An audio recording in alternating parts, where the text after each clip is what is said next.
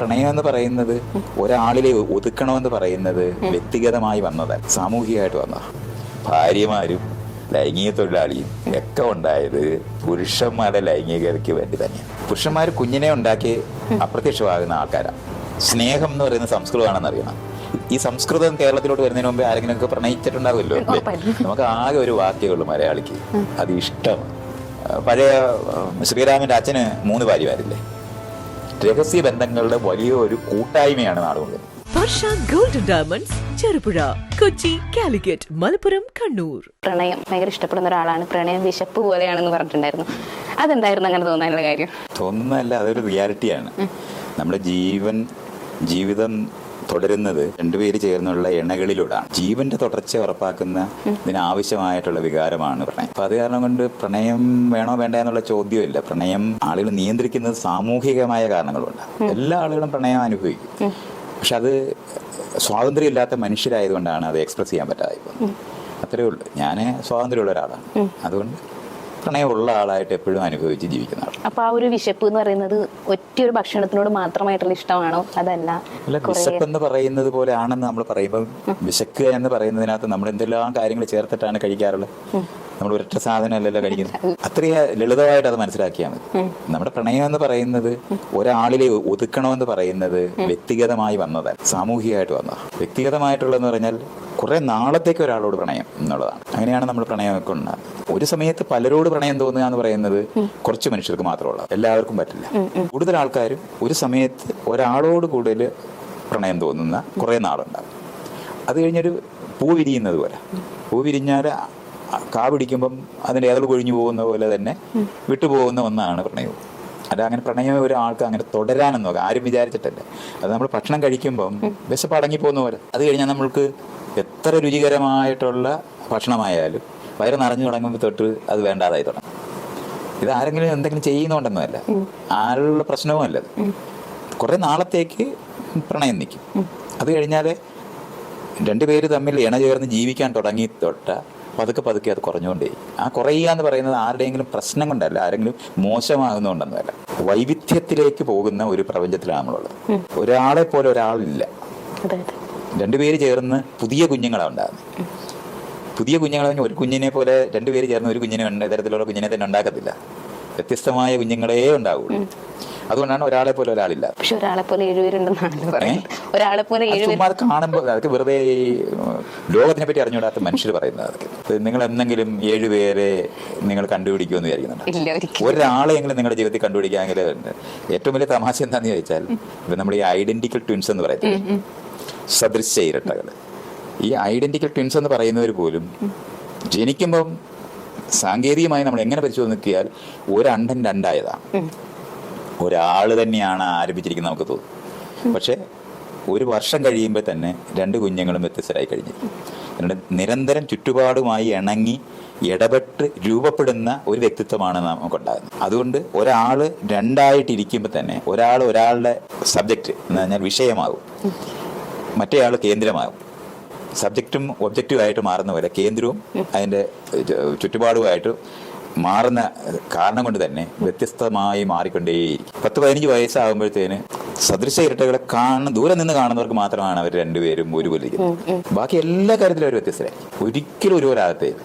അത്ര ഒരണ്ടം രണ്ടായി തുടങ്ങിയാൽ പോലും ഒരുപോലെ ആകാത്ത സ്ഥിതിക്ക് ഒരാളെ പോലെ 7 പേരുണ്ടാകും എന്ന് പറയുന്നത് ആളുകൾ ചുമ്മാ അത് പറയുന്നു എന്നുള്ളതല്ലാതെ ലോകത്തൊരിക്കലും 7 അല്ല 15 എന്ന് ഞാൻ പറഞ്ഞാൽ നിങ്ങൾ ഡിസ്പ്യൂട്ട് ചെയ്യാൻ പറ്റുമോ? അതുപോലെ പറയുന്നത്. അതുപോലെ കേരളത്തിൽ ഇപ്പോൾ ഉള്ള ഒരു പ്രണയ സങ്കല്പം ഉണ്ടല്ലോ, അതും മൈത്രേന്റെ സങ്കല്പവും തമ്മിലുള്ള ഒരു ഡിഫറൻസ് ഉണ്ട്. കേരളത്തിന് ഒരു പ്രണയ സങ്കല്പമൊന്നുമില്ല. ആരാണ് ഈ കേരളത്തിൽ പ്രണയിക്കുന്നത്? പ്രണയമില്ലേ കേരളത്തിൽ? എല്ലാവരും പ്രണയിക്കുമെന്ന് ഞാൻ പറയുന്നത് പോലെ പ്രണയങ്ങളാണത്. അതൊന്നും പ്രണയങ്ങളായിട്ട് യഥാർത്ഥത്തിൽ മാറാറൊന്നുമില്ല. മൈത്രേന്റെ സങ്കല്പത്തിൽ പ്രണയം, എന്റെ സങ്കല്പത്തിലേ അല്ല പ്രണയം. പ്രണയം ഒരു യാഥാർത്ഥ്യമാണെന്നാണ് ഞാൻ ഈ പറഞ്ഞിരിക്കുന്നത്. നമ്മൾ ഭക്ഷണം, വൈവിധ്യമാർന്ന ഭക്ഷണം കഴിച്ച് വൈറ്റമിൻ വേണം, പ്രോട്ടീൻ വേണം, കാർബോഹൈഡ്രേറ്റ് വേണം, ട്രേസ് എലിമെന്റ്സ് വേണം എന്നൊക്കെ നമ്മൾ പറയുമ്പോൾ ഈ സാധനങ്ങളെല്ലാം ഉള്ള ഭക്ഷണമാണോ എല്ലാ ദിവസവും ആളുകൾ കഴിക്കുന്നത്? അപ്പൊ അതങ്ങനെ ആളുകൾ കഴിക്കുന്നു എന്ന് പറയുന്ന കാരണം കൊണ്ട് സമ്പുഷ്ടമായ ശരീരമോ അല്ലെങ്കിൽ ആരോഗ്യപരമായ ഒരു ഭക്ഷണമൊന്നും അല്ല ആളുകൾ കഴിച്ചുകൊണ്ടിരിക്കുന്നത്. അവരങ്ങ് കിട്ടുന്നത് തിന്നുന്നവരായിട്ട് മാത്രമേ ജീവിക്കാനൊക്കത്തുള്ളൂ. അങ്ങനെയേ ഉള്ളൂ, ഒരു ബേസിക് നീഡ് മാത്രമാണ്. അപ്പൊ അതുകൊണ്ട് ഈ യഥാർത്ഥത്തിൽ ശരീരത്തിന് ആവശ്യമായിട്ടുള്ളതെല്ലാം കിട്ടാത്ത ഭക്ഷണം കഴിക്കാത്തതുപോലെ തന്നെയാണ് പ്രണയങ്ങൾ എന്ന് പറയുന്നത്. വേലിക്ക് നിന്ന് ചിരിക്കുന്നതാണ് ആളുകളെ സംബന്ധിച്ചിടത്തോളം പണ്ട് കാലത്ത് പ്രണയം. ഒരു കത്തെഴുതി കൊടുത്ത പ്രണയമാണ്. പ്രണയക്കത്ത് ഇപ്പം മുഹമ്മദ് ബഷീറിന്റെ കത്തില്ലേ, പ്രണയം എന്നോട് എന്ന് പറഞ്ഞാൽ കത്തിനപ്പുറത്തോട്ട് ഒരു പ്രണയവും ഉണ്ടായിട്ടില്ല. ഇതൊന്നും അല്ല നമ്മൾ പ്രണയം കൊണ്ട് പറയുന്നത്. പ്രണയം എന്ന് പറയുന്ന രണ്ടുപേര് തമ്മിൽ പരസ്പരം അവരവർക്ക് പറ്റുന്ന ആളുകളാണോ എന്ന് അറിഞ്ഞ് തിരഞ്ഞെടുക്കുന്ന പ്രക്രിയയാണ് ശരിക്കും പ്രണയം. പണ്ട് കാലത്ത് അങ്ങനെയാണ്. രണ്ടുപേര് കാണുമ്പോൾ ഇഷ്ടം തോന്നും, സംസാരിക്കുമ്പോൾ ഇഷ്ടം പോകും. സംസാരിക്കുമ്പോൾ ഇഷ്ടം കൂടുന്നുണ്ടെങ്കിൽ നമുക്ക് ഓക്കെ ഇവരുടെ അടുത്ത് എനിക്ക് സംസാരിക്കാൻ പറ്റും. പക്ഷെ അവരുടെ രുചികളും അവരുടെ ജീവിതവും എല്ലാ മറ്റുള്ള കാര്യങ്ങളുമായിട്ട് നമ്മൾ കുറച്ച് 2-3 ദിവസം അവരുമായിട്ട് യാത്ര ചെയ്യുകയോ എന്തെങ്കിലും ചെയ്തു കഴിഞ്ഞാൽ ആ നിമിഷം തൊട്ട് ഇവർ നമുക്ക് പറ്റാത്തവരാണെന്ന് തിരിച്ചറിയുന്നവരുണ്ട്. ഈ പ്രോസസ്സിനകത്ത് ആദ്യം കണ്ട ആ പ്രണയങ്ങളെല്ലാം പോകും. അത് കഴിഞ്ഞിട്ട് വീണ്ടും നമ്മൾ വേറെ ആളുകളെ കാണുന്ന സമയത്ത് ഇതുപോലെ ആരംഭിക്കും. ഇങ്ങനെ ഒരു 10-15 എണ്ണം പല സമയങ്ങളിലായിട്ട് നമ്മൾ അനുഭവിച്ചിട്ട് അതിലെ ഓരോന്നിനകത്തും വ്യത്യസ്തതകൾ നിലനിൽക്കുമ്പോൾ തന്നെ കൂടുതൽ യോജിപ്പുള്ള മേഖലകളിലോട്ട് എത്തുമ്പോഴാണ് നമ്മൾ യഥാർത്ഥത്തിൽ ഇതൊരു പങ്കാളിയാക്കാൻ കൊള്ളാം എന്ന് കണ്ടെത്തുന്നത്. അങ്ങനെ പങ്കാളിയാകാൻ കൊള്ളാം എന്ന് നമ്മൾ തിരിച്ചറിയുന്ന നിമിഷം തൊട്ടാണ് യഥാർത്ഥത്തിൽ ഈ പ്രണയത്തിന് വേര് പിടിക്കുന്നത്. അതുവരെ കൗതുകങ്ങളാണ് സത്യത്തിലുള്ളത്. അതൊന്നും നമുക്ക്, കാരണം അത് ദൂരെ നിർത്തുന്ന, നമ്മുടെ നാട്ടിനകത്തൊക്കെ രണ്ടുപേര് തമ്മിൽ ഇഷ്ടം തോന്നിയാൽ ഒന്നിച്ചിരുന്നൊരു കാര്യം പറയാൻ പോലും പറ്റാത്ത അന്തരീക്ഷം നിൽക്കുന്ന കാരണം കൊണ്ട് ഈ അവസ്ഥ തുടരുക എന്നുള്ളതാണ് എപ്പോഴും ഉള്ളത്. അറിയാത്തവരായി 2 വർഷമായിട്ട് ജീവിക്കുന്ന, 2 വർഷമായി പ്രണയമാണെന്ന് അവരും വിചാരിക്കുന്ന, നാട്ടുകാരും വിചാരിക്കുന്നു. സത്യത്തിൽ അവർക്ക് രണ്ടുപേർക്കും ഒരു പരിചയമില്ല. കാരണം അങ്ങനെ പരിചയപ്പെടാനുള്ള ഒരു അന്തരീക്ഷവും നമ്മുടെ നാടുകളിലില്ല. അപ്പോൾ ഇവിടുത്തെ പ്രണയം എന്ന് പറയുന്നത് സങ്കല്പത്തിലുള്ള പ്രണയങ്ങളാണ് 80% നടക്കുന്നത്. അത് കാരണം കൊണ്ട് രണ്ടുപേര് പ്രണയമുള്ള, ഞാൻ എൻ്റെ വീട്ടിനകത്ത് വാടകയ്ക്ക് താമസിച്ചിരുന്ന സമയത്ത് ധാരാളം പ്രണയിക്കുന്ന ആൾക്കാർ വന്നിട്ടുണ്ട് എൻ്റെ അടുത്ത്. ഞാൻ അവർ താമസിക്കാൻ ഒരു മുറി കൊടുക്കും. ഒരാഴ്ചക്കകത്ത് അവർ പിരിയാറ്. കാരണം ആദ്യമായിട്ടാണ് അവർ രണ്ടുപേരും ഒന്നിച്ചൊരു മുറിക്കാതിരിക്കുന്നത്. അന്നിട്ട് അവർക്ക് മനസ്സിലായി നമ്മൾ തമ്മിലല്ല ഒന്നിച്ചിരിക്കേണ്ടതെന്ന്. പ്രണയം പോകാൻ ഏറ്റവും എളുപ്പം അവരെ ഒന്നിച്ചിരുത്തിയാൽ മതി. കാരണം അവർ തമ്മിൽ സംസാരിച്ചു കൊടുക്കുക, ശരീരത്തിൽ തൊടുകയോ ഒക്കെ ചെയ്തു തുടങ്ങുമ്പോൾ തൊട്ട് മനസ്സിലാവും ഈ ആളും ഞാനും തമ്മിൽ ഒരു പരിചയമില്ലാത്തൊരു അന്യനെയാണ് ഞാൻ ഈ കണ്ടുകൊണ്ടിരിക്കുന്നത്. നമ്മുടെ ഉള്ളിനകത്തിരിക്കുന്ന, ഇപ്പോൾ പുരുഷനാണെങ്കിൽ ഒരു സ്ത്രീയോ, സ്ത്രീ ആണെങ്കിൽ ഒരു പുരുഷനെയോ, അല്ലെങ്കിൽ ആണും പെണ്ണും അല്ലാത്തവരാണെങ്കിൽ അവരുടെ സങ്കല്പത്തിലുള്ള ഒരു ഇണയെ അങ്ങോട്ട് പതിപ്പിക്കും. നമ്മുടെ ഒരു പ്രൊജക്ഷനുണ്ട്. നമ്മുടെ ഉള്ളിനകത്ത് ഒരു ഇണയെ പറ്റിയുള്ള സങ്കല്പങ്ങളുണ്ട്. ഈ സങ്കല്പം അപ്പുറത്ത് വരുന്ന ആളിന്റെ മുകളിലേക്ക് അങ്ങ് ഫിറ്റ് ചെയ്യും. എന്നിട്ട് അതിനെയാണ് പ്രണയിക്കുന്നത്, അല്ല അവിടെ ഉള്ള ആളിനെ അല്ല. അവരെ നമ്മുടെ അങ്ങോട്ടുള്ള ഇവരിലുള്ള എന്നുവെച്ചാൽ നമുക്ക് പലതരത്തിലുള്ള ഇഷ്ടങ്ങളും താല്പര്യങ്ങളും ഒക്കെ ഉണ്ട്. അതിന് സമാനമായ എന്തെങ്കിലുമൊക്കെ അവരിലുള്ളതാണ് നമ്മൾ പ്രണയിക്കാനായിട്ട് അവരെ കാണുന്നത്. അപ്പൊ അവരെ പ്രണയിച്ച് അടുക്കുമ്പോഴാണ് നമ്മുടെ സങ്കല്പം അനുസരിച്ചിട്ടല്ല ഇവരെ എന്ന് തിരിച്ചറിയുക എന്ന് പറയുന്നത്. അവരിൽ യഥാർത്ഥത്തിൽ നമുക്ക് ഇഷ്ടപ്പെടാവുന്ന പുത്തൻ കാര്യങ്ങൾ ഉണ്ടെങ്കിൽ ആ പ്രണയം തുടരുന്നുണ്ടാവും. കൂടുതൽ പ്രണയങ്ങളും അടുത്തറിഞ്ഞാൽ അപ്പൊ പോകും. ഇതാണ് നമ്മൾ അനുഭവിക്കുന്ന എപ്പോഴും ഉള്ള പ്രശ്നം. അപ്പൊ പ്രണയിക്കുന്നവരെന്ന് വിചാരിച്ച് നാട്ടുകാർ പിടിച്ച് കല്യാണം കഴിപ്പിക്കും. ആദ്യത്തെ മാസം തന്നെ അവർ പിരിച്ചു. അതുകൊണ്ട് അന്നാണ് അവർക്ക് മനസ്സിലാകുന്നത് നമ്മൾ തമ്മിൽ ഒരു പരിചയമില്ല. പരിചയപ്പെടാൻ ഇടം കൊടുക്കാത്ത പ്രണയങ്ങളാണ് നമ്മുടെ നാട്ടിലുള്ളത്. അതുകൊണ്ട് സങ്കല്പത്തിലുള്ള പ്രണയത്തിലാണ് ആളുകൾ കഴിയുന്നത്. ബോംബെയിൽ ഉണ്ടാക്കുന്ന സിനിമകൾ മുഴുവൻ നോക്കി അവിടെ ഭയങ്കര പ്രണയമല്ലേ. സിനിമയിലല്ലാതെ നാട്ടിൽ ആരെങ്കിലും പ്രണയിക്കുന്നുണ്ട്? എല്ലാവരും ഈ സിനിമയ്ക്കകത്ത് കയറിയിരുന്ന ഈ പ്രണയക്കാർ, അച്ഛനും അമ്മയും മക്കളും എല്ലാവരും കൂടെ കണ്ട എല്ലാവരും ഈ പ്രണയക്കാരുടെ കൂടാണ്. പക്ഷെ പുറത്തിറങ്ങി ആരുടെയും പ്രണയിക്കത്തില്ല. സങ്കല്പത്തിൽ പ്രണയിക്കുന്നതിന് വേണ്ടി മാത്രമാണ് നമ്മളുള്ളത്. അത് മേ ബി ആ ഒരു ഫ്രീഡം കേരളത്തിൽ ഇല്ലാത്തതുകൊണ്ടാണ്. കേരളത്തിലല്ല, നമ്മളെ പോലുള്ള ഏത് സമൂഹത്തിനകത്ത് ഈ ഫ്രീഡം ഇല്ല. അത് തന്നെയാണ് ഞാൻ പറയുന്നത്. അപ്പൊ നിങ്ങളിവിടെ ഇങ്ങനെ കേരളത്തിൽ പ്രണയം എന്നൊക്കെ പറഞ്ഞാൽ കേരളത്തിൽ പ്രണയിക്കുന്നവർ വിരലിലെണ്ണാവുന്നവരായിട്ട് മാറും. ഞാൻ അനുഭവിക്കാറുണ്ട്, കാണാറുണ്ട്. ഇപ്പൊ ഞാൻ തന്നെ പ്രണയിക്കാനും കഴിവുള്ള ഒരാളായിരുന്നു എന്നുള്ളതാണ് എനിക്ക് സംശയമൊന്നുമില്ല. പക്ഷെ വളരെ വലിയ വിലയുണ്ട് ഇതിന്. സ്വാതന്ത്ര്യമുള്ള ഒരാൾക്ക് മാത്രമേ അങ്ങനെ പ്രണയിക്കാൻ പറ്റുള്ളൂ. ആ സ്വാതന്ത്ര്യത്തിന് വേണ്ടി പൊരുതേണ്ടി വരുന്നത് പോലെ തന്നെയാണ് പ്രണയിക്കാനും പൊരുതേണ്ടി വരും. പ്രണയിക്കുമ്പോൾ സ്വാതന്ത്ര്യം നഷ്ടപ്പെടും അല്ലേ? സ്വാതന്ത്ര്യം നഷ്ടപ്പെടുകയല്ല, സ്വാതന്ത്ര്യത്തിൽ പ്രണയിക്കുന്നില്ല എന്നുള്ളതാണ് ഞാൻ ഈ പറയുന്നത്. അപ്പൊ പൊരുതേണ്ടി വരും. ഇപ്പൊ നിങ്ങളുടെ വീട്ടിലുള്ളവർ നിങ്ങളുടെ പ്രണയത്തിന് സമ്മതിക്കുന്നില്ലെങ്കിൽ അതിന് പൊരുതാൻ ബാധ്യത വരും. പ്രണയത്തിന് വേണ്ടി പൊരുതാതെ ഒരിക്കലും പ്രണയം നടക്കുന്നില്ല. മറ്റേത് സ്വതന്ത്രമായ വ്യക്തികളായി മാറിയാൽ തെരഞ്ഞെടുപ്പിന്റെ മാത്രം പ്രശ്നമേ ഉള്ളൂ. പ്രണയം സാക്ഷാത്കരിക്കാൻ പറ്റും. പക്ഷെ പ്രണയം ഇത് സാക്ഷാത്കരിക്കപ്പെടാതെ പ്രണയമാണെന്ന് വിചാരിച്ച് കല്യാണങ്ങളിൽ എത്തിച്ചേർന്ന് എന്നിട്ട് എല്ലാവരും നമ്മൾ പഴയ പ്രണയം തുടരാൻ നോക്കുമ്പോൾ പറ്റില്ല. കാരണം കല്യാണം തന്നെ അതില്ലാതാക്കളെ. കല്യാണം കഴിക്കുക എന്നാണല്ലോ പറയുന്നത്. കഴിക്കുക എന്ന് പറഞ്ഞാൽ അവിടെ വെച്ച് തീർന്നു എന്നാണ്. കല്യാണം എന്ന് പറഞ്ഞാൽ മംഗളം എന്നാണ് വാക്കിന്റെ അർത്ഥം. അപ്പൊ നല്ല സന്തോഷമായിട്ടിരിക്കുന്ന ഒരു അവസ്ഥ തീർന്നു എന്നാണ്. കഴിച്ചു പോയി കഴിഞ്ഞാൽ നമ്മൾ കൂട്ടിലിട്ടതുപോലുള്ള അവസ്ഥയിലാണ് പിന്നെ ഈ ആളുകൾ എക്സ്പീരിയൻസ് ചെയ്യുന്നത്. കാരണം അതിനുള്ള ഫ്രീഡം നമുക്ക് ഇതുവരെയും സാമൂഹികമായിട്ട് തന്നെ ഉണ്ടായിട്ടില്ല. മൈത്രൻ ആ ഒരു കാരണം കൊണ്ടാണോ ജയശ്രീ ടീച്ചറെ കല്യാണം കഴിക്കാതിരുന്നത്? കല്യാണം കഴിക്കാതെ ഉത്തരവാദിത്വത്തോടെ ജീവിക്കാൻ കഴിയുമെന്നുള്ള എന്റെ തിരിച്ചറിവ് കൊണ്ട് കല്യാണം കഴിക്കാറുണ്ട്. കല്യാണം കഴിക്കുന്ന വഴിയെ ഉത്തരവാദിത്തപ്പെടത്തുള്ളൂ എന്നാണ് ഈ ആളുകൾ വിചാരിക്കുന്നത്. പ്രത്യേകിച്ചും പുരുഷന്മാരെയാണ് കല്യാണം കഴിപ്പിക്കുന്നത്, സ്ത്രീകളെ അല്ല. പുരുഷന്മാർ കുഞ്ഞിനെ ഉണ്ടാക്കി അപ്രത്യക്ഷമാകുന്ന ആൾക്കാരാണ്. അതുവരെയുള്ളൂ അവരുടെ പ്രണയം.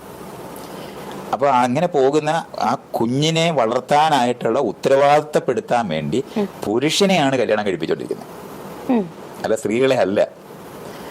സ്ത്രീകളുടെ ഒരു ചോയ്സ് ഒന്നും ആരും കൊടുത്തിട്ടില്ലല്ലോ. പെണ്ണ് കാണാനല്ലേ അനുവദിച്ചിട്ടുള്ളത്. അതാണ് ഇതൊക്കെ കാണേണ്ടത്. അല്ലെങ്കിൽ സ്ത്രീകൾ അങ്ങനെ തെരഞ്ഞെടുക്കുമായിരുന്നെങ്കിൽ സ്ത്രീകൾ പോയി പുരുഷന്മാരെ നോക്കത്തില്ലേ? അതിനെയാണ് ഡേറ്റിംഗ് എന്ന് പറയുന്നത്. അതിൽ നിന്ന് ഒരു ചെറിയൊരു ചേഞ്ച് വന്നില്ല. അത് വേറെ വിഷയമാണ് പറയുന്നത്. നിങ്ങൾ ചോദിച്ച ചോദ്യത്തിന് ഉത്തരവാണ് ഞാൻ പറഞ്ഞിരിക്കുന്നത്. അല്ലാതെ ഇവിടെ നാട്ടിലെ ഞാനെല്ലാം പണിയെടുത്തിട്ട് വന്ന മാറ്റിനെ പറ്റി എന്നോട് പറഞ്ഞിട്ട് എന്താ കാര്യം? ഇവിടെ ഇപ്പോഴും പെണ്ണ് കാണുക അല്ലാതെ ആണ് കാണുക എന്ന് പറഞ്ഞ ചടങ്ങുണ്ടോ? അത്ര ലളിതം. അതാ ഞാൻ ഈ പറയുന്നത്. പുരുഷനെ കല്യാണം കഴിക്കാൻ പ്രായമായി, അതുകൊണ്ട് കുറെ സ്ത്രീകളെ അവര് പോയി കാണും. അതിനകത്തുനിന്ന് അവര് സെലക്ട് ചെയ്യുകയാണ് ചെയ്യുന്നത്. അല്ല സ്ത്രീകളുടെ ഇഷ്ടാനിഷ്ടങ്ങൾ ചോദിക്കുക എന്ന് പറഞ്ഞാൽ 5 മിനിറ്റ് നേരം സംസാരിച്ചു നോക്കാൻ പറഞ്ഞ് ഏൽപ്പിക്കുന്നതാണല്ലോ നിങ്ങൾ പറയുന്ന ഈ പുതിയ സംസ്കാരം. അധികം കഴിഞ്ഞെന്താ ഉള്ളത്? അപ്പൊ അതൊക്കെ ഇത് നമ്മൾ അറിയണമോ? അങ്ങനത്തെ ഒരു ഒന്നും അറിയാനോ കേൾക്കാനോ നമ്മൾ പോയി പെണ്ണ് കാണുമ്പോ എന്താണ് ഈ പുരുഷൻ കാണുന്നത്? അത്രേ ഉള്ളു. ഒരു വ്യക്തിയെ അനുഭവിക്കുകയോ അറിയുകയോ ചെയ്യുന്നില്ല. ഇതാണ് വ്യത്യാസം ഉണ്ടാക്കുന്നത്. ഡേറ്റിങ്ങും പെണ്ണ് കാണലും തമ്മിൽ ഒരു ബന്ധവുമില്ല. അത് നമ്മുടെ ഒരു കടയിൽ പോയിട്ട് എനിക്ക് പറ്റിയ ഷർട്ട് ഉണ്ടോ എന്ന് നോക്കുന്നവരാ. അതിനപ്പുറത്ത് യാതൊന്നുമില്ല. ഷർട്ടിന് യാതൊരു ഇതുമില്ല, ഒരു ചോയ്സും ഇല്ല ഇയാളുടെ ശരീരത്തിന് പറ്റുന്നതാണോ എന്നുള്ളത്. അയാൾ പലതും ഇട്ട് നോക്കും എന്ന് പറയുന്ന പോലെയാണ് പല വീട്ടിൽ പോയി ചായ കുടിക്കുകയും കാപ്പി കുടിക്കുകയും ചെയ്യുക എന്നുള്ളതാണ് ഈ ചെയ്തോണ്ടിരിക്കുന്നത്. അല്ലാതെ ഈ ആളിന് എന്ത് ചോയ്സിന്, സ്ത്രീകൾക്ക് എന്ത് ചോയ്സാണ്? എനിക്കിഷ്ടമല്ല എന്നൊക്കെ വീട്ടിൽ പറയാം. അത്രയാണ് ഇപ്പം നമ്മൾ പറയുന്ന പുതിയ. പണ്ടാണെങ്കിൽ അതുമില്ല, അങ്ങനെ പറയാനൊക്കത്തില്ല. അതാണ് നമ്മൾ കുറച്ച് ആർജിച്ച സ്വാതന്ത്ര്യം എന്ന് പറഞ്ഞാൽ എനിക്ക് വേണ്ട എന്നൊക്കെ പറയാം. അത്രയും വരെയാണ്. പക്ഷെ അപ്പോഴും പെണ്ണ് കാണലേ നടക്കത്തുള്ളൂ. ബാക്കിയൊക്കെ വീട്ടുകാർ തീരുമാനിച്ചോളൂ എന്നതാണ്.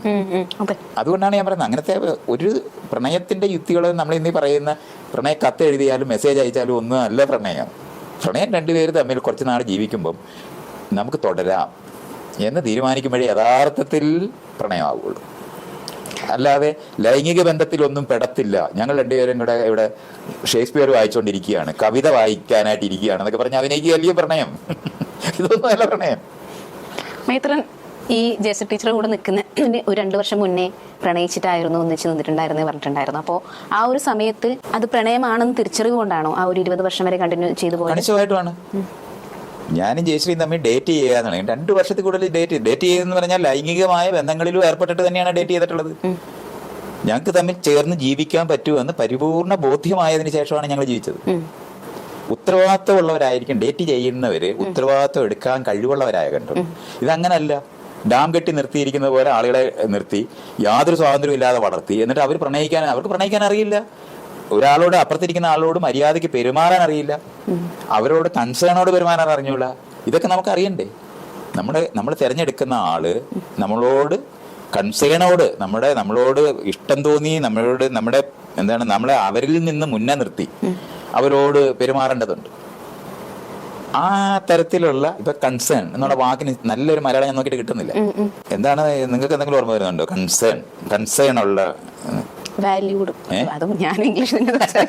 അതാണ് നമുക്ക് ഇങ്ങനെ പറയുമ്പോഴാണ് നമ്മൾ ഈ കൊഴയുന്നത്. കാരണം ഇങ്ങനത്തെ വാക്കുകൾ തന്നെ നമുക്ക് ഇതിനകത്തില്ല. ഇപ്പൊ മലയാളികൾക്ക് നമ്മൾ പ്രണയം എന്ന് പറയുന്ന സംസ്കൃതമാണെന്ന് അറിയെങ്കിലും വേണം, സ്നേഹം എന്ന് പറയുന്ന സംസ്കൃതമാണെന്ന് അറിയണം.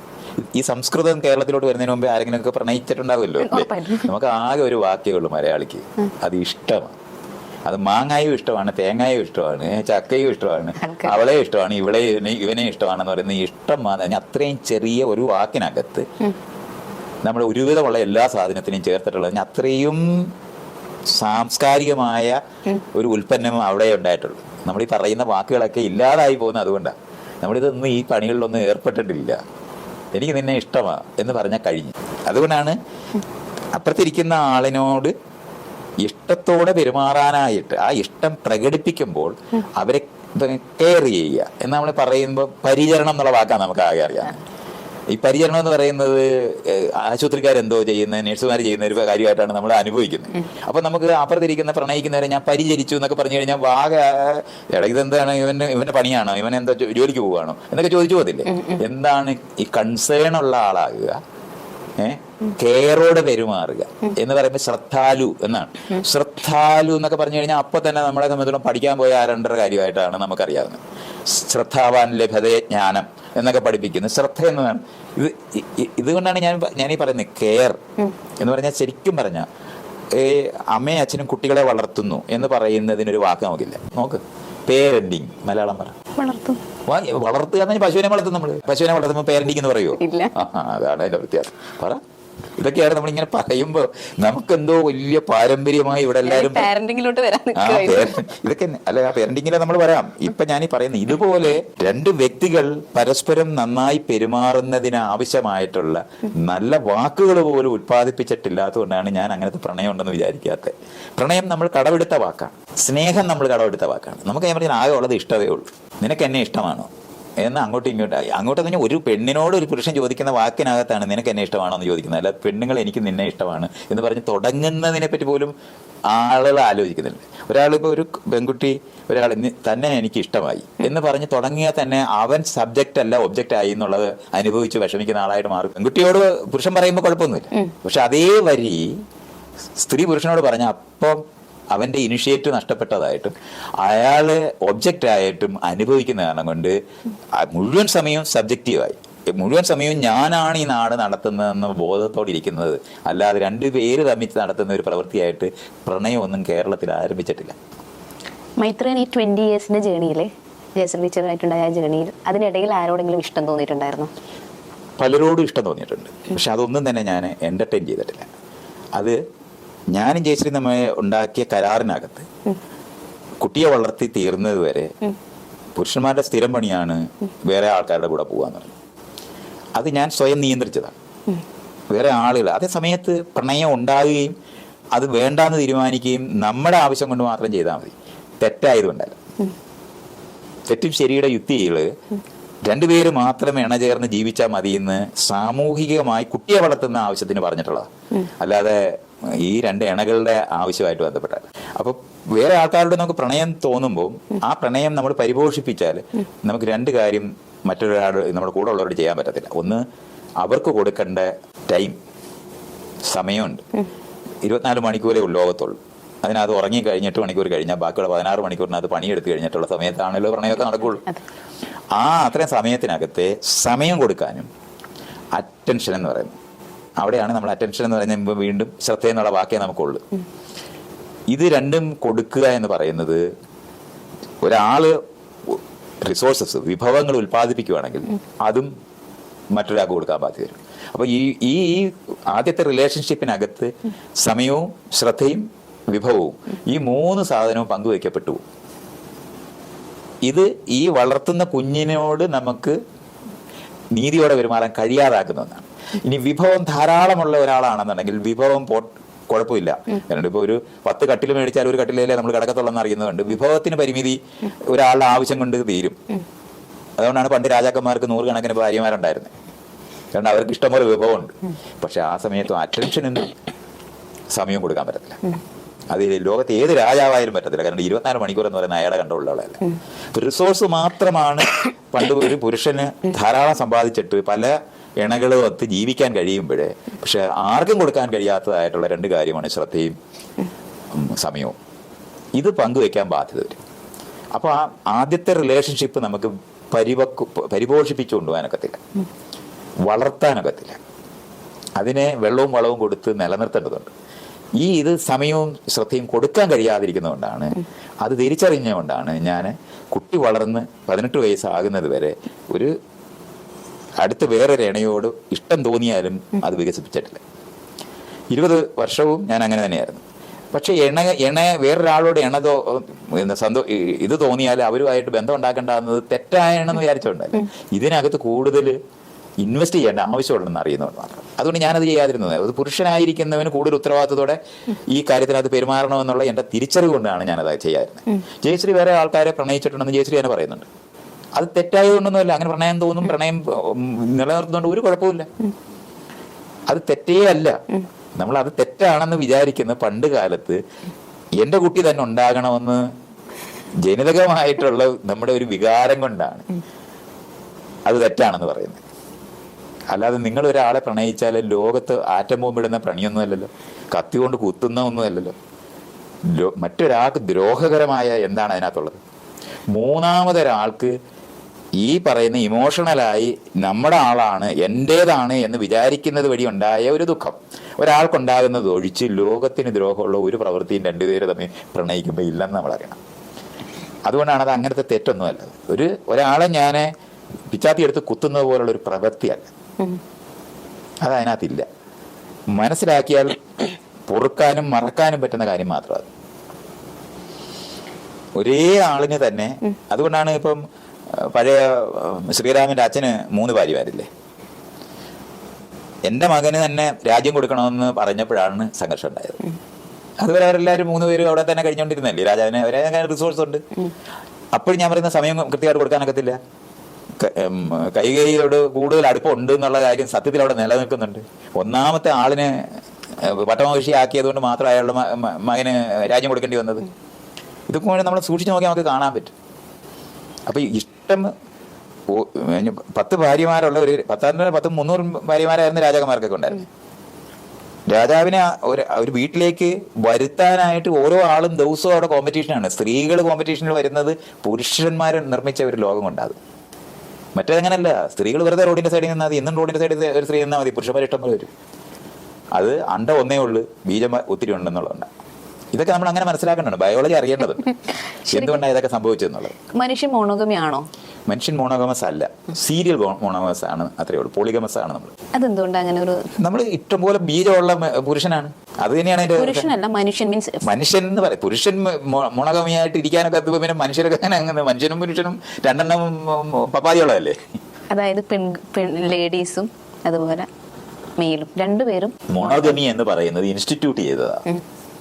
അത് നമ്മൾ ഈ പ്രണയവുമായോ ഈ 2 വ്യക്തികളുമായോ ഉണ്ടായതല്ല. ഞാൻ നേരത്തെ പറഞ്ഞില്ലേ, പുരുഷനെയാണ് വിവാഹം കഴിപ്പിക്കുന്നത്. കുട്ടികളെ വളർത്തുക എന്ന് പറയുന്ന പണി പുരുഷന്മാർ ഒരിക്കലും ചെയ്യില്ല. പുരുഷന്മാർ കുട്ടികളെ ഉണ്ടാക്കുകയുള്ളൂ. അവർ മരിക്കുന്നത് വരെ കുട്ടികളെ ഉണ്ടാക്കാൻ കഴിവുള്ളവരാ. സ്ത്രീകളോ 45-50 വയസ്സിനകത്ത് പണി തീരും. അതെന്താണെന്ന് നിങ്ങൾ എപ്പോഴെങ്കിലും ആലോചിച്ചിട്ടുണ്ട്? ഒരണ്ടമേ ഉള്ളു സ്ത്രീക്ക് ഒരു മാസം. പുരുഷന്മാർക്ക് ഒരു ദിവസം ലക്ഷക്കണക്കിന് ബീജമുള്ളവരാ. അവരെ ലോകത്തുണ്ടായിട്ടിരിക്കുന്നത് മരിക്കുന്നത് വരെ ഇഷ്ടം പോലെ ഓടി നടന്ന് പിള്ളേരെ ഉണ്ടാക്കാൻ വേണ്ടിയാണ്. പുരുഷന്മാർ തമ്മിലുള്ള പൊരുതല്, അവർ തമ്മിൽ ഈ ബീജം ഇഷ്ടം പോലെ ഉള്ള പുരുഷന്മാർ ഇഷ്ടം പോലെ ഉള്ളത് കൊണ്ട് അവർ തമ്മിൽ അടിക്കാൻ വേണ്ടിയാണ്, കോമ്പറ്റീഷനകത്ത് വിജയിച്ച് നിൽക്കാൻ വേണ്ടിയാണ് ബലം ഉണ്ടായത്. പുരുഷന് ബലം ഉണ്ടായത് കുടുംബം അധ്വാനിച്ച് പുലർത്താനല്ല, തമ്മിലടിച്ച് ചാകാനാണ്. ലോകത്തുള്ള എല്ലാ പുരുഷ ജീവികളെ നോക്കിയാൽ മതി നമ്മൾ എന്താ ഇങ്ങനെ പെരുമാറുന്നതെന്ന് കാണാൻ പറ്റും. അതുകൊണ്ട് ബലമുള്ള പുരുഷൻ അവിടെ വന്ന് നിൽക്കുന്നു എന്നുള്ളതല്ലാതെ അവനെ ഒരു പെണ്ണ് ഇഷ്ടപ്പെടുന്നത് അവന് ഇത്തരത്തില് മെച്ചപ്പെട്ട ആളാണെന്ന് മറ്റുള്ളവരെ തോപ്പിച്ച് നിന്നാൽ മാത്രമേ സ്ത്രീകൾ തിരഞ്ഞെടുക്കൂ. അത് തമ്മിലിടിക്കാത്ത ജീവികളാണെങ്കിലോ അവിടെ നമ്മൾ നോക്കിയാൽ മതി. കിളികളായാലും ഒക്കെ നോക്കിയാൽ മതി. സ്ത്രീകളെ ഇണക്കുന്ന പുരുഷനേ ഉള്ളൂ. സ്ത്രീകൾ ഒരുങ്ങാറ് പോലും ഇല്ല. എപ്പോഴെങ്കിലും നിങ്ങൾ കണ്ടിട്ടുണ്ടോ മാനിന് പെൺമാനിന് കൊമ്പും സാധനം ഇതൊന്നും ഇല്ല. 2 പുരുഷന്മാർ തമ്മിൽ എപ്പോഴും ബുദ്ധിക്കൊണ്ടിരിക്കുന്ന കാണാൻ പറ്റും. ആനകളെ തമ്മിൽ നമ്മൾ നോക്കിയാൽ മതി, സിംഹങ്ങളെ നോക്കിയാൽ മതി, വലിയ ഗൊറില്ല, ചിമ്പാൻസി എല്ലാത്തിനും നോക്കിയാൽ തമ്മിൽ അടിച്ചോണ്ടേയിരിക്കും. പുരുഷന്മാർ തമ്മിലാണ് അടി. അതുകൊണ്ടാണ് അവർക്ക് ബലം. സ്ത്രീകൾക്ക് ബലം ആവശ്യമില്ലാത്തതുകൊണ്ടാണ്. കാര്യമുണ്ട് അവരുടെ മുട്ട തിരക്കി വരുന്ന പുരുഷൻ എപ്പോഴും അവിടെ ഉണ്ടാവും. അതുകൊണ്ടാണ് ഇതൊക്കെ നമ്മളിങ്ങനെ മനസ്സിലാക്കണ്ടേ. അതിൽ കൊള്ളാവുന്ന ആളിനോട് തോന്നുന്ന ഇഷ്ടത്തിനെയാണ് നമ്മൾ ഈ പറയുന്ന പ്രണയം എന്ന് പറയുന്നത്. ഒരുങ്ങി നിന്നിരുന്നത് മുഴുവൻ പുരുഷന്മാരായിരുന്നു. അത് സാമൂഹികമായി പുരുഷന്റെ രാജ്യമായി സമൂഹത്തിനെ മാറ്റി, ലോകത്തിനെ മാറ്റിയപ്പോഴാണ്. അതൊരു കൃഷി തുടങ്ങിയതിന് ശേഷം ഉണ്ടായ ഒരു സംഭവമാണ്. 10,000 വർഷത്തിനകത്തുള്ളൊരു കാര്യമാണ്. അങ്ങനെ പുരുഷന്റെ ബലം വേറെ കാര്യങ്ങൾക്ക് ഉപയോഗിക്കാൻ പറ്റുമെന്ന് കണ്ടുപിടിക്കുന്ന പുരുഷന്മാരുടെ എന്ന് പറഞ്ഞാൽ മറ്റു പുരുഷന്മാര് അടിമകളായി പുരുഷന്മാരെ പിടിക്കാൻ തുടങ്ങിയപ്പോൾ തൊട്ടാണ് പുരുഷ ബലം വേറെ കാര്യത്തിന് ഉപയോഗിക്കാൻ തുടങ്ങി. അപ്പോഴാണ് പെരപണിയാനും കൃഷി ചെയ്യാനും തടി പിടിക്കാനായിട്ട് ഈ പുരുഷന്മാരെ മാറ്റിയത് കൊണ്ടാണ് പുരുഷ ബലത്തിന് പ്രാധാന്യം നൽകുന്ന പുരുഷൻ പ്രധാനമായ സമൂഹം രൂപപ്പെട്ടത്. അത് ഉപയോഗിക്കാനായിട്ട് അടിമകളാക്കി മാറ്റിയ പുരുഷന്മാരെ ഉപയോഗിക്കാൻ പറ്റുമെന്ന് കണ്ടുപിടിച്ച മറ്റു പുരുഷന്മാർ ഇൻസ്റ്റിറ്റ്യൂട്ട് ചെയ്ത ഒരു മെക്കാനിസം കൊണ്ടാണ് നമ്മൾ ഇന്ന് പറയുന്ന പുരുഷന്മാരെ ഇണക്കുന്ന പെണ്ണുങ്ങളൊക്കെ ഉണ്ടാകുന്നത്. അങ്ങനെയാണ്. കാരണം സാമൂഹികമായ ബലവും അധികാരവും സ്വത്തും ഒക്കെ ഉണ്ടാക്കിയ പുരുഷന്മാരുണ്ടെങ്കിൽ കുട്ടികളെ വളർത്താൻ എളുപ്പമാണെന്ന്. അതുകൊണ്ടാണ് ഭാര്യമാരാകാൻ രാജാക്കന്മാരോ പണക്കാരായിരിക്കുന്ന അറിയപ്പെടുന്നവരായിരിക്കുന്നവരുടെ എല്ലാം പുറകെ നൂറുകണക്കിന് സ്ത്രീകൾ പോകും. കാരണം അവരുടെ റിസോഴ്സസ് ഉള്ളവരുടെ കുട്ടിയെ ആണെന്നുണ്ടെങ്കിൽ കുട്ടിയെ വളർത്താൻ എളുപ്പമാണെന്ന് അവർക്ക് അറിയാവുന്നതുകൊണ്ടാണ്. ഈ ചേഞ്ച് ഒരു 10,000-നും ഒരു 5,000-ത്തിനിടയ്ക്ക് സംഭവിച്ചതാണ് വർഷങ്ങൾക്ക് മുമ്പ്. അതിനു മുമ്പ് സ്ത്രീകൾ വെറുതെ ഒരിടത്ത് ഇരുന്നാൽ മതി, പുരുഷന്മാർ വന്ന് തമ്മിലടിച്ചിട്ട് ഒരുത്തം വന്ന് ഇണക്കാൻ നോക്കും. അവൻ പല ഗിഫ്റ്റുമായിട്ട് വരും. കുയിൽ പാടുന്നത്, മയിൽ ആടുന്നത്, കുഞ്ചിരോമമായിട്ട് നടക്കുന്ന കുതിര ഉണ്ടാകുന്നത്, വലിയ കഴുത്തേലെ വലിയ പൂടയൊക്കെ ആയിട്ട് നിൽക്കുന്ന ആൺസിംഹം ഉണ്ടാകുന്നത്, നെഞ്ചത്തൊക്കെ ഇടിച്ച് നിൽക്കുന്ന ഗൊറില്ല ഇതിലാണുണ്ടാകുന്നത്, സിൽവർ ബ്ലാക്ക് എന്ന് പറയുന്നതൊക്കെ മുഴുവൻ നിങ്ങൾ നോക്കിയാൽ മതി. അല്ലാതെ സ്ത്രീകൾ തമ്മിലൊരു കോമ്പറ്റീഷൻ ഇല്ല. സ്ത്രീകളുടെ അണ്ടം ഒന്നേ ഉള്ളൂ മാസം. അത്ര പ്രഷ്യസ് ആണ്. ഒരു ലിമിറ്റഡ് ആയിട്ട് നിങ്ങൾക്ക് നിങ്ങൾ കുഞ്ഞായിരിക്കുമ്പോൾ തന്നെ, ഗർഭപാത്രത്തിൽ കുഞ്ഞായിരിക്കുമ്പോൾ തന്നെ എല്ലാ അണ്ടവും ഉണ്ട്. അത് മൂത്ത് പുറത്തോട്ട് വരുന്നതേ ഉള്ളൂ. പുരുഷന്മാർക്ക് അങ്ങനെയല്ല, എല്ലാ ദിവസവും ഉണ്ടാക്കുന്നതാണ്, ലക്ഷക്കണക്കിനാണ് ഉണ്ടാക്കുന്നത്. ഇതൊക്കെ ഞാനിത് പറയുന്നത് ഇതൊക്കെ മനസ്സിലാകാതെ ബയോളജി അറിഞ്ഞുകൂടാത്തതുകൊണ്ടാണ് നമ്മൾ ഈ സാമൂഹികമായി ഇങ്ങനെ നിൽക്കുന്ന മനുഷ്യരെ പറ്റി മാത്രം വിചാരിക്കും ഇവരെന്താ ഇങ്ങനെ പെരുമാറുന്നതെന്നാണ് കൺഫ്യൂഷൻ ഉണ്ടാകുന്നത്. ഞാൻ ചോദിക്കാൻ ആഗ്രഹിച്ച ഒരു ക്വസ്റ്റ്യൻ ഇപ്പൊ ചോദിക്കണമെന്ന് തന്നെ ഞാൻ വിചാരിക്കുന്ന കാര്യം, നമ്മളൊരു സക്സസ്ഫുൾ എന്ന് പറയാൻ പറ്റും, ഒരു നല്ല രീതിയിൽ പോകുന്ന ഒരു റിലേഷൻഷിപ്പ്, ഒരു ഫാമിലി റിലേഷൻഷിപ്പ്, ഹസ്ബൻഡ് കുട്ടി, അതാണ് സക്സസ്ഫുൾ എന്ന് ഞാൻ പറയുന്നില്ല, ഒരു ക്വസ്റ്റ്യൻ ആയിട്ട് പറയുന്നത്. അപ്പൊ അങ്ങനെ പോകുന്ന ഒരു റിലേഷൻഷിപ്പിലേക്ക് നമുക്ക് പലരെയും കാണുമ്പോൾ ഒരു ഇഷ്ടം തോന്നാറുണ്ടല്ലോ. അപ്പൊ ആ ഒരു ഇഷ്ടം തോന്നുന്നത് മൈത്രേയൻ പറഞ്ഞതുപോലെ വളരെ സ്വാഭാവികമാണ്. അതിനെന്താന്ന് ചോദിച്ചാല് രണ്ടുപേര് ചേർന്ന് ഇണചേർന്നുണ്ടാക്കുന്ന കുട്ടികള് ജനിതകമായ വേരിയേഷൻ കുറവാണ്. ഇതുകൊണ്ടാ അപ്പൊ നമ്മൾ ഒരു ബാക്ടീരിയ വന്ന് ആക്രമിക്കുന്ന ഒരു വൈറസ് വന്ന് അറ്റാക്ക് ചെയ്താൽ ഒരേപോലെ സമാനമായ ജനിതകമായിട്ടുള്ളവർ എല്ലാം ചത്തുപോകും. അപ്പോൾ വൈവിധ്യമാർന്ന കുഞ്ഞുങ്ങൾ ഉണ്ടാകേണ്ട ആവശ്യം ഈ ജീവനുമായി ബന്ധപ്പെട്ട് വരുന്നതാ.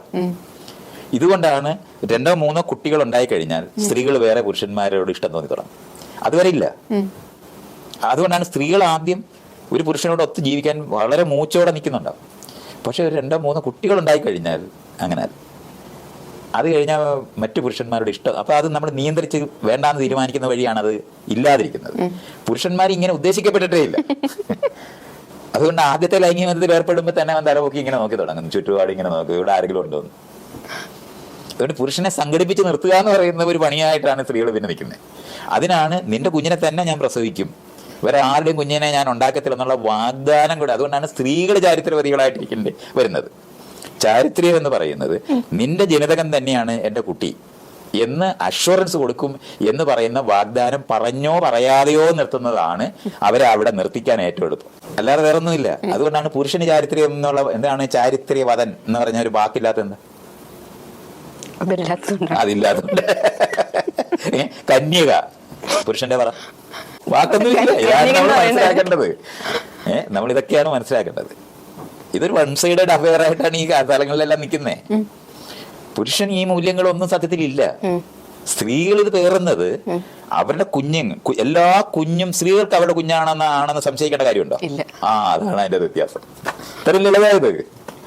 എല്ലാ കുഞ്ഞും സ്ത്രീയുടേതാണ്, അത് എന്റെ കുഞ്ഞു തന്നെയാണ്, ഒരു സംശയവും വേണ്ട. സംശയിക്കുന്ന മുഴുവൻ പുരുഷന്മാരാണ്.